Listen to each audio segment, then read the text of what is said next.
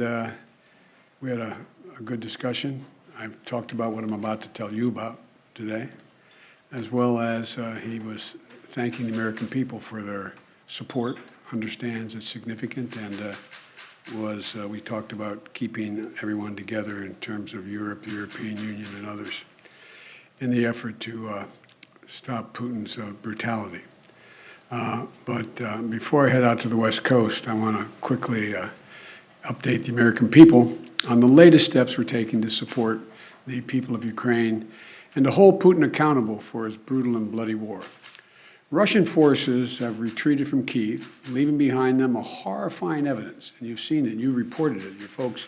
And by the way, I don't say this often, but I think we should give enormous credit to the folks with your agencies that are on the ground in Ukraine, in these spots, and they're really, I've spoken to several of them.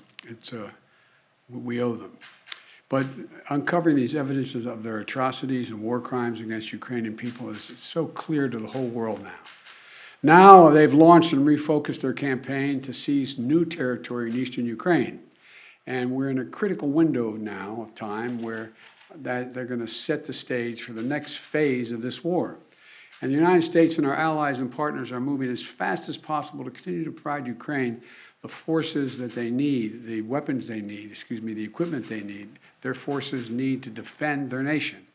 Last week, I signed an $800 million package of security assistance to Ukraine that included new capabilities like artillery systems and armored personnel carriers, equipment that is responsive to Ukraine's needs and tailored to support the intensified fighting in the Donbas region, which is a different war than in other places because both topographically it's different.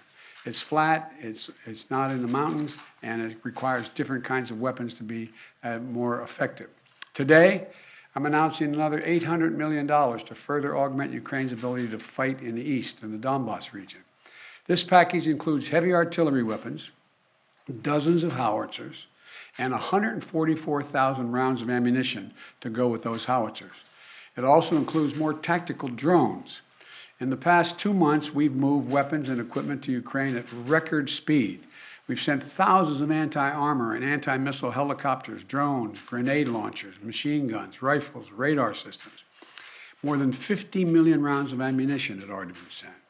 The United States alone has provided 10 anti-armor systems for every one Russian tank that's in Ukraine, a 10-to-1 ratio.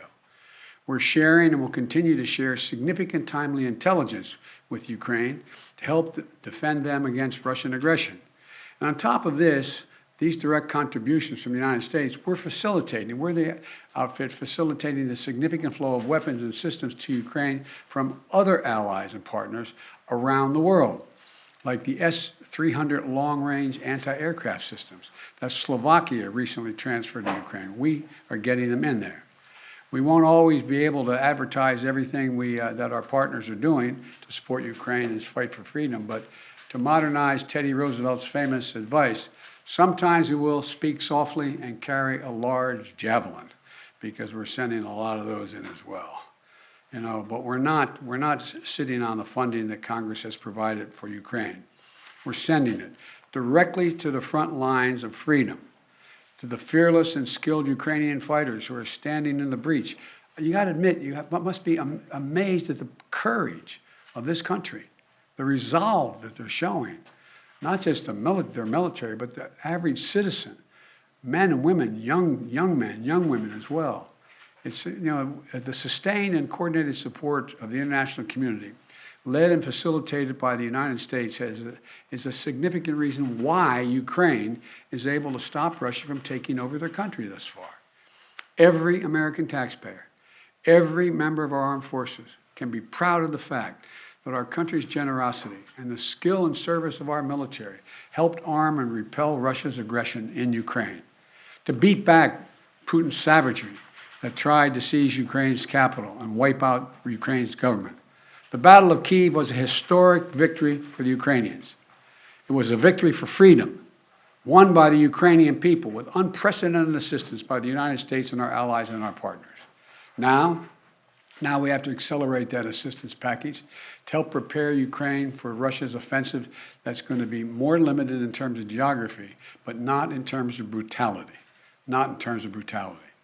Combined with our recent drawdowns, it will ensure a steady flow of weapons and equipment into Ukraine over the next few weeks. However, with this latest disbursement, I've almost exhausted the drawdown authority I have that Congress authorized for Ukraine in a bipartisan spending bill last month.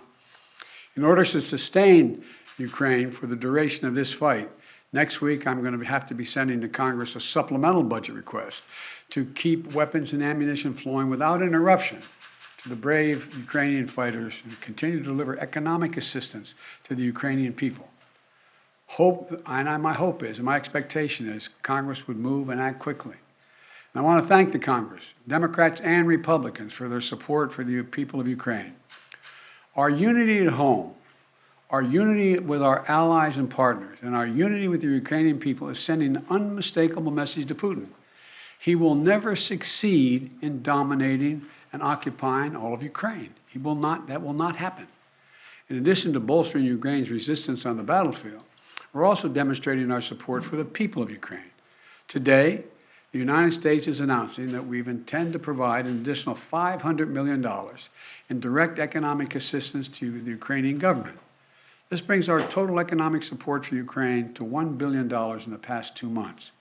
This is money the government can help use to stabilize their economy, to support communities that have been devastated by the Russian onslaught, and pay the brave workers that continue to provide essential services to the people of Ukraine. You know, these past weeks have seen a terrible human cost of Putin's ambition for conquest and control. Approximately two-thirds of all Ukrainian children have been displaced from their home. More than 5 million Ukrainians have fled their country. It's an absolute outrage. The idea this is happening, approaching the second quarter of the 21st century, is just, Last month when I was in Europe, I announced that the United States would welcome 100,000 Ukrainians so that we share in the responsibility of supporting Ukrainians fleeing Putin's war machine. We've already welcomed tens of thousands of Ukrainians to the United States, and today I'm announcing a program, Unite for Ukraine, a new program to enable Ukrainians seeking refuge to come directly from Europe to the United States. This new humanitarian parole program will complement the existing legal pathways available to Ukrainians, including immigrant visas and refugee processing. It will provide an expedient channel for secure legal migration from Europe to the United States for Ukrainians who have a U.S. sponsor, such as a family or an NGO. This program will be fast, it will be streamlined, and will ensure the United States honors its commitment to go to the people of Ukraine and need not go through our southern border. We're also continuing to ratchet up the pressure on Putin and further isolate Russia on the world stage. Yesterday, the Treasury Department rolled out additional measures to crack down on the entities and individuals attempting to evade our unprecedented sanctions, not just ours, but throughout the West. Today, I'm announcing that the United States will ban Russian-affiliated ships from our ports, as they did in Europe. That means no ship that sails under the Russian flag or that is owned or operated by a Russian interest will be allowed to dock in the United States port or access our shores. None. This is yet another critical step we're taking in concert with our partners in the European Union, the United Kingdom, Canada, and further to deny Russia the benefits of international economic system that they so enjoyed in the past. We don't know how long this war will last, but as we approach the 2-month mark, here's what we do know. Putin has failed to achieve his grand ambitions on the battlefield. After weeks of shelling Kyiv, Kyiv still stands. President Zelensky and his democratically elected government still remain in power. And the Ukrainian armed forces, joined by many brave Ukrainian civilians, have thwarted Russia's conquest of their country. They've been bolstered from day one by an unstinting supply of weapons, ammunition, armor, intelligence from the nations of the free world, led by us, the United States. As Russia continues to grind out the military advances and the brutalities against Ukraine, Putin is banking on us losing interest. That's been my view. You heard me say this from the beginning. He was counting on NATO, European Union, our allies in Asia, cracking, moving away. He's betting on Western unity will crack. He's still betting on that. And once again, we're going to prove him wrong. We will not lessen our resolve. We're going to continue to stand with the brave and proud people of Ukraine. We will never fail in our determination to defend freedom and oppose tyranny. It's as simple as that. So again, I want to thank the American people. Thank the American people for their support of the Ukrainian people. This is our responsibility, it seems to me, and we've been able to hold the whole world together in this effort. So thank you very much. Thank you. I'm going to take just one or two questions. I got a plane to catch. What does Putin claiming control over Mariupol mean? How significant is that? Well, first of all, it's questionable whether he does control Mariupol. One thing for sure we know about Mariupol, he should allow humanitarian corridors to let people on that steel mill and other places that are buried under rubble to get out, That's what any head of state would do in such a circumstance. And so there is no evidence yet that Mariupol is completely fallen. Mr. President, on Title 42, sir, are you considering delaying lifting Title 42?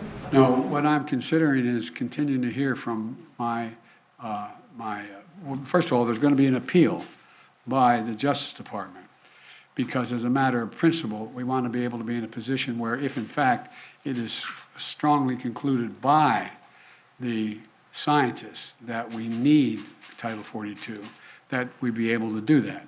But there has been no decision on extending Title 42. Thank you. Mr. President, how long can the U.S. maintain the level and pace of this military support for Ukraine? Well, we have the capacity to do this for a long time.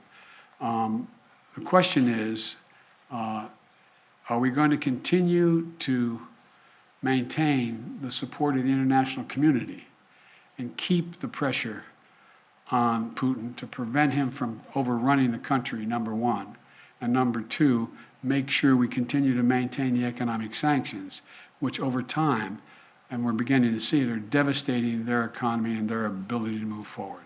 So the most important thing right now is maintain the unity. So far, so good. Thank you very much. How much money are you going to ask for in the supplemental?